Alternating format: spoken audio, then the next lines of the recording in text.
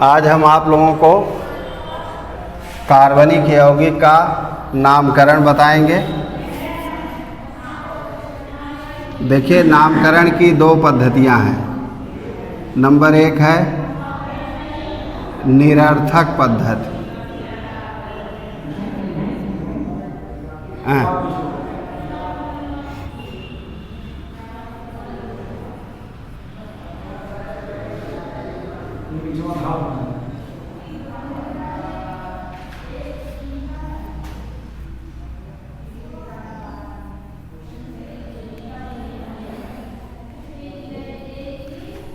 Trivial system.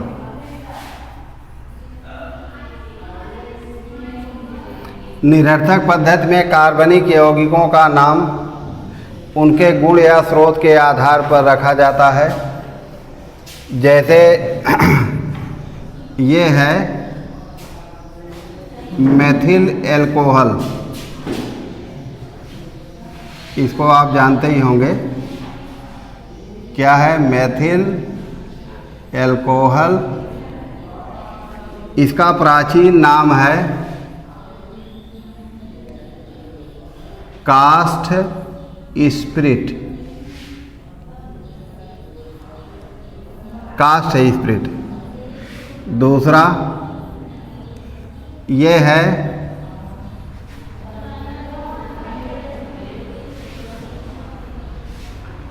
Formic अम्ल। यह formic अम्ल नाम इसलिए पड़ा क्योंकि इसे सबसे पहले लाल चींटियों के आसवन से प्राप्त किया गया, जिसका जूलॉजिकल नाम है इंडिया फार्मिका। तो इसको फार्मिक एसिड कहा गया। यह लाल चींटियों, चूटा और बिच्छू कुछ आर्थ्रोपोड्स में पाया जाता है। तो उसी के आधार पर इसको क्या कहा गया? फार्मिक अम्ल। और इसके बाद है, ये है आपका एसिटिक अम्ल। एसिटिक अम्ल। यह एसिटिक अम्ल नाम किसके आधार पर रखा गया? क्योंकि यह सबसे पहले सिरके से प्राप्त हुआ। और यह जो मेथिल एल्कोहल हमने लिखा है, इसका प्राचीन नाम कास्ट स्पिरिट है, क्योंकि यह लकड़ी के भंजक आसवन से प्राप्त किया गया। तो ट्राइवियल सिस्टम में यही होता है, उसके गुण या स्रोत के आधार पर नाम रखा जाता है। जैसे ये है, जिसे आज आप मेथेन कहते हैं। मेथेन का प्राचीन नाम क्या है? Marsh gas. मार्स गैस, क्योंकि यह मर्सी अर्थात दलदली स्थानों से प्राप्त की गई।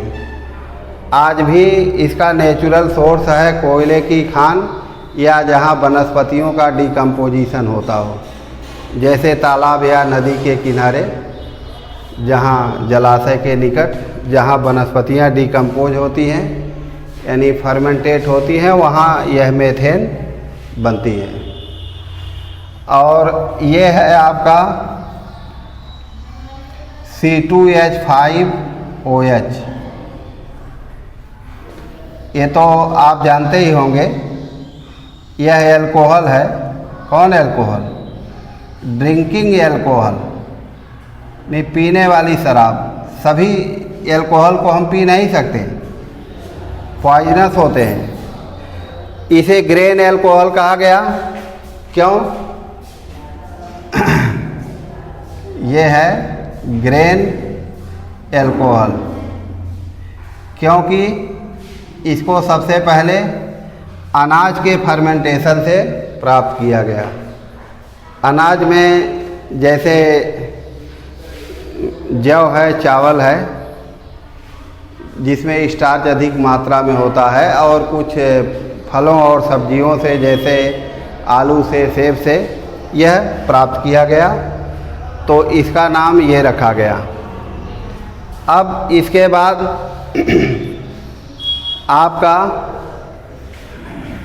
IUPAC सिस्टम आया, जिसे जेनेवा सिस्टम भी कहते हैं। ठीक है। दूसरा IUPAC,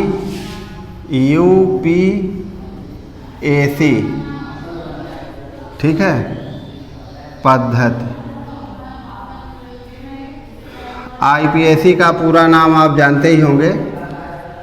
ये है international union of pure and applied chemistry, अंतर्राष्ट्रीय विशुद्ध रसायन या अंतर्राष्ट्रीय विशुद्ध रसायन संघ। क्योंकि कुछ राइटर रसायन लिखे हैं, कुछ जो मूर्ख और जाहिल टाइप के हैं वो कुछ और लिख दिए। इसे जेनेवा सिस्टम भी कहते हैं। और जेनेवा सिस्टम कुछ नियमों और सिद्धांतों पर आधारित है। इसके अनुसार कार्बनिक यौगिक का नाम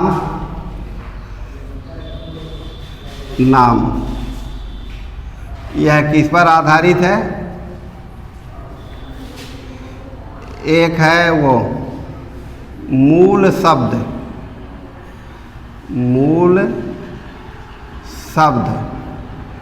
प्लस अनुलग्न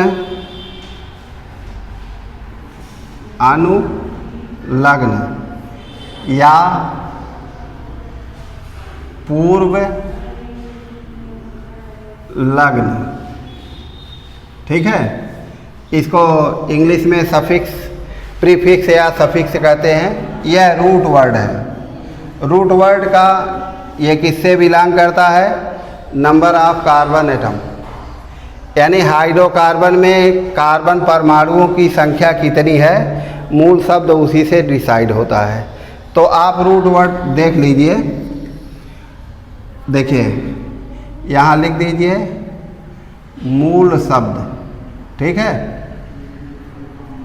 और यहाँ संख्या किसकी? कार्बन परमाणु की। अगर एक कार्बन है तो आप लिखेंगे मेथ, 2 पर एथ, ठीक है। फिर अगर 3 है, इस C3 का मतलब क्या है जान रहे हैं? ऐसे C बॉन्ड C, ऐसे। तो ये हो जाएगा आपका प्रोप। और C4 पर क्या है? ब्यूट। और C5 पर पेंट। और अगर 6 है तो आप क्या लिखेंगे? हेक्स, ठीक है। और इसी प्रकार यहाँ लिख देते हैं क्योंकि आप लोगों को नोट करना है।